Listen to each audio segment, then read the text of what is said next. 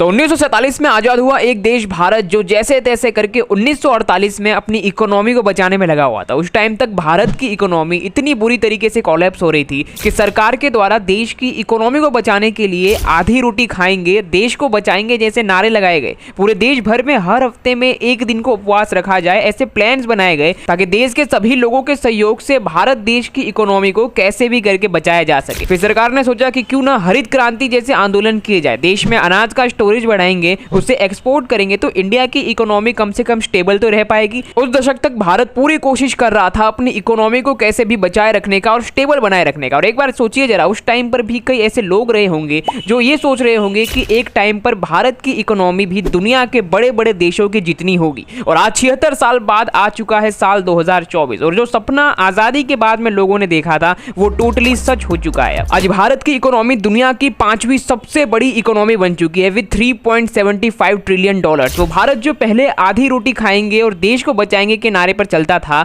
आज वो भारत दुनिया के बड़े बड़े देशों के साथ में कंपटीशन कर रहा है। तो जैसा सपना आजादी के बाद लोगों ने देखा था, सेम वैसा ही सपना आज सभी भारत के लोग देख रहे हैं कि क्या भारत आने वाले 10-15 सालों में सुपर पावर बन पाएगा। क्योंकि भी जैसा भारत की इकोनॉमी की ग्रोथ चल रही है, ज्यादातर रिपोर्ट्स में ये दावे किए जा रहे हैं कि साल 2050 तक इंडिया इकोनॉमिकल सुपर पावर बन जाएगा। और इन सभी चीजों को सिर्फ ऐसे ही नहीं कहा जा रहा है। साल 2022 में एक रिपोर्ट निकाला गया था, उसमें दुनिया के किन किन देशों की इकोनॉमी कितनी तेजी से बढ़ रही है वो सारी चीजों को बताया था। तो इसमें अमेरिका की जो इकोनॉमिक ग्रोथ थी वो 2.6% की थी, चाइना की इकोनॉमिक ग्रोथ थी वो 3% की थी, और ब्रिटेन की इकोनॉमिक ग्रोथ 3.5% की थी। लेकिन अकेले इंडिया की इकोनॉमिक ग्रोथ 7% की थी। और अभी साल 2023 में भी इंडिया इसी तेजी से आगे बढ़ रहा है। तो आज हम दोनों चीजों को जानेंगे कि ऐसे पॉइंट जो ये प्रूव कर रहे हैं कि इंडिया आने वाले सालों में चाइना को भी पीछे छोड़ देगा और दुनिया का इकोनॉमिकल सुपर पावर बन जाएगा। और हम देश में चल रही उन परेशानियों के बारे में भी बात करेंगे जिसकी वजह से इंडिया चाइना को शायद कभी पीछे ना छोड़ पाए और वर्ल्ड का सुपर पावर भी ना बन पाए। If China was the world's factory, then India would be the world's back office. What will this year bring for the economy? India will be the third largest economy soon. When India grows, the whole world grows.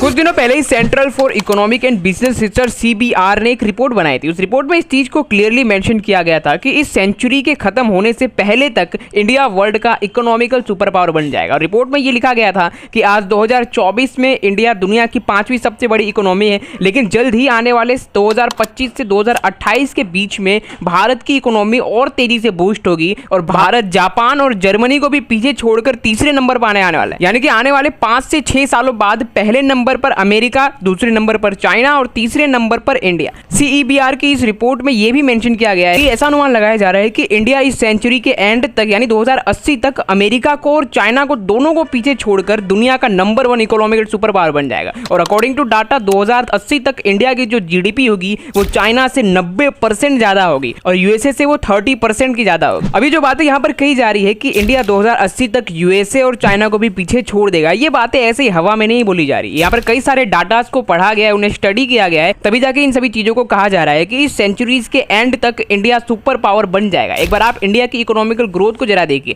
India 1980 तक top 10 powerful economy वाले देश में आया हुआ करता था, लेकिन अचानक से इंडिया नीचे जाने लगता है और टॉप 10 की लिस्ट से भी बाहर हो जाता है। 1980 के बाद से इंडिया के लिए काफी टफ टाइम था और चाइना जैसे जो देश थे उनकी इकोनॉमी में एक पावरफुल बूस्ट देखने को मिल रहा था। लेकिन धीरे धीरे करके इंडिया फिर से टॉप 10 की लिस्ट में आता है और साल 2022 में लगातार इंडिया तेजी से ग्रो करता हुआ आने वाले 4-5 सालों में इंडिया 3rd नंबर पे भी आने वाला है। और इंडिया की इतनी तेजी से हो रही GDP की ग्रोथ के पीछे का सिर्फ और सिर्फ एक ही रीजन है, वो है यहाँ की ह्यूज पॉपुलेशन। जब चाइना बहुत तेजी से ग्रो कर रहा था तब ये चीज को नोटिस किया गया था कि चाइना की टोटल पॉपुलेशन भी बहुत तेजी से यहाँ पर बढ़ रही है। लेकिन फिलहाल के कुछ सालों में चाइना की जो पॉपुलेशन है वो स्टेबल हो चुकी है। पर अब इंडिया की बात करें तो पिछले 1 से 2 डिकेड्स में इंडिया की पॉपुलेशन लगातार तेजी से ही बढ़ती जा रही है। जैसे इंडिया भी 2014 के बाद जो 10वें नंबर पर हुआ करता था वो 2022 में 5वें नंबर पर आ गया। लेकिन अब अनुमान ऐसा लगाया जा रहा है कि साल 2060 आते आते इंडिया की जो पॉपुलेशन है वो 1.7 बिलियन तक पहुंच जाएगी, जो कि चाइना की पॉपुलेशन से आधे से ज्यादा होगी।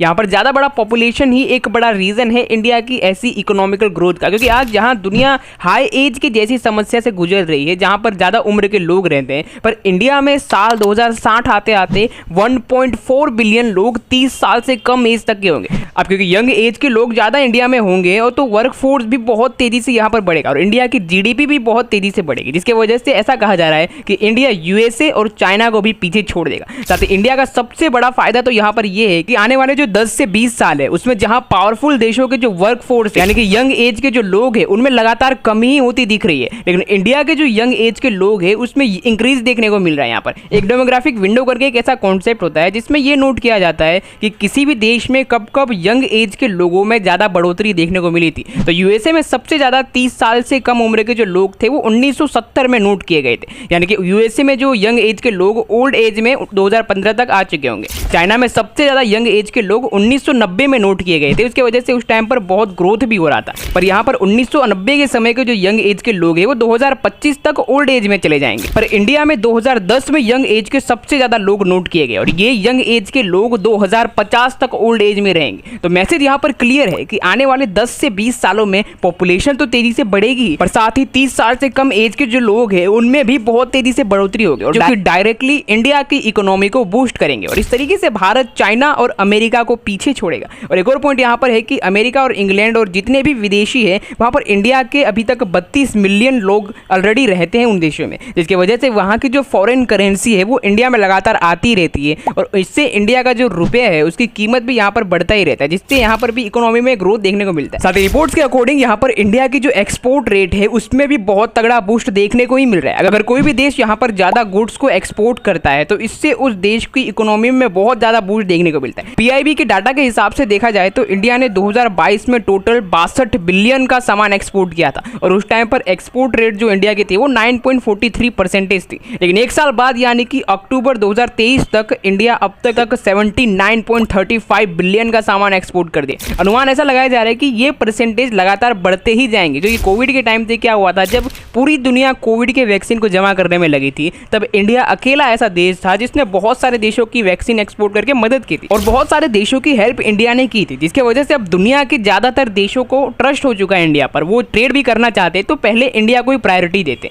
इसकी वजह से यहाँ पर एक्सपोर्ट रेट बहुत ज्यादा बढ़ने वाला है। लेकिन दोस्तों हमने ये तो बात कर ली कि साल 2060 तक में भारत में 1.4 बिलियन लोग यंग होंगे, जो कि इंडिया में इकोनॉमी को ग्रोथ दिलाने में काफी ज्यादा हेल्प करेंगे। लेकिन ये बात कुछ हद तक ही सही है, क्योंकि ग्राउंड रियलिटी अगर हम आज की देखें तो अकॉर्डिंग टू वर्ल्ड बैंक की रिपोर्ट इंडिया के 41% यंग एज ग्रुप के लोग एग्रीकल्चर के साथ में जुड़े हुए। सोचिए आधे से ज्यादा जो वर्क फोर्स है वो एग्रीकल्चर वर्क में जुड़ा हुआ है। अब आपको लग रहा होगा कि भले ही एग्रीकल्चर के साथ जुड़े वो थोड़ा बहुत ही सही, पर जीडीपी में कम से कम हेल्प तो कर रहे हैं। लेकिन एग्रीकल्चर और इंडस्ट्रियल सेक्टर को देखा जाए तो इंडस्ट्रियल सेक्टर से जीडीपी में ज्यादा कंट्रीब्यूशन देखने को मिलता है। पर परेशानी यहाँ पर ये नहीं है कि देश के आधे से ज्यादा लोग एग्रीकल्चर के साथ क्यों जुड़े हुए हैं, बल्कि according to National Institute for Open Schooling 41% लोगों में से भी जो मेजोरिटी जो लोग होते हैं वो अनाज उगाते हैं और उस अनाज को खुद ही यूज कर लेते हैं, उसे मार्केट में सेल नहीं करते। यानी कि इनडायरेक्टली आधे से ज्यादा फार्मर खुद के यूज के लिए फार्मिंग करते हैं। अगर वो इसे मार्केट में बेचे तो यहाँ पर एक बार कहा भी जा सकता है कि हाँ एग्रीकल्चर से जीडीपी में ग्रोथ मिल रही है। साथ एक और प्रॉब्लम यहाँ पर यह है कि इंडिया के मेजोरिटी फार्मर के पास यहाँ पर मॉडर्न एग्रीकल्चर टूल नहीं है। इंडिया में ज्यादातर जो स्मॉल लैंड होल्डर्स होते हैं, फार्मर होते हैं, उनके पास यहाँ पर ट्रैक्टर या फिर अनाज की पैदावार को बढ़ाने की मॉडर्न टेक्नोलॉजी नहीं होती है, जिसकी वजह से उनके पास क्या होता है, कम अनाज उगता है और वो उस अनाज को खुद के लिए यूज कर लेते हैं। इसी वजह से ये भी एक प्रॉब्लम है जो देश की बढ़ती इकोनॉमी को हल्का स्लो डाउन कर देती है। लेकिन चलो स्मॉल फार्मर्स तो यहाँ पर कुछ हद तक एग्रीकल्चर में सपोर्ट भी करने की कोशिश करते हैं, लेकिन देश की एक सबसे मेजर प्रॉब्लम करप्शन, जो कि इस ग्रोथ को पूरी तरीके से गायब ही कर देता है। अब यहाँ पर एक चीज मान लीजिए कि देश की गवर्नमेंट जो है वो स्टेट में इंफ्रास्ट्रक्चर के डेवलपमेंट के लिए फंड देती है, जिसे सरकार कोशिश करती है कि हर राज्य में रोड्स बनाए जाए। इनडायरेक्टली ऐसे प्रोजेक्ट जो होते हैं वो रोजगार में भी बढ़ावा देते हैं लंबे टाइम तक। लेकिन सरकार के दिए हुए इस फंड को बीच में से ही कई पॉलिटिशियंस के द्वारा थोड़ा थोड़ा करके रख लिया जाता है और एंड में अलोकेट फंड का कम हिस्सा ही प्रोजेक्ट पर स्पेंड होता है। साथ ही नेताओं के द्वारा यहाँ पर करप्शन का सिर्फ एक ही असर नहीं पड़ता है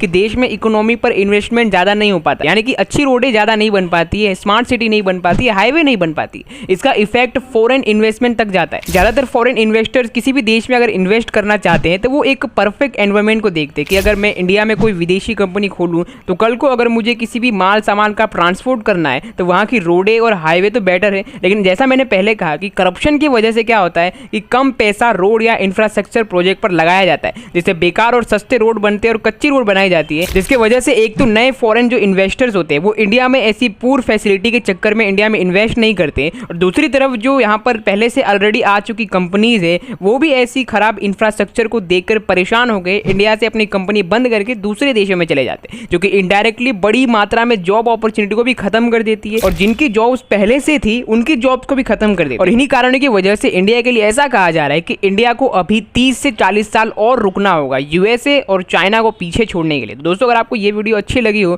तो मेरी ये वीडियो जरूर देखना। इसमें मैंने बताया है कि आखिर एक रिच हिस्ट्री होने के बावजूद भी क्यों आज इंडिया एक गरीब देश है।